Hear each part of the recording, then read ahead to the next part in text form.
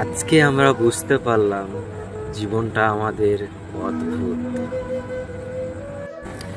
দিনের পর দিন হাসি খুশিগুলো হারিয়ে ফেলেছি।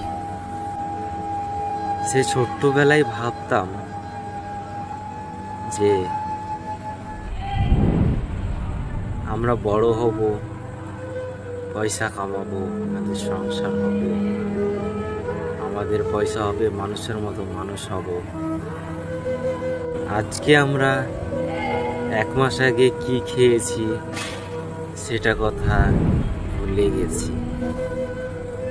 কিন্তু এই ছোট্ট কলিজার মাঝে কেউ যদি জায়গা দিয়ে কেউ যদি তীর মেরে চলে যায়, তাকে কখনো ভোলা যায় না।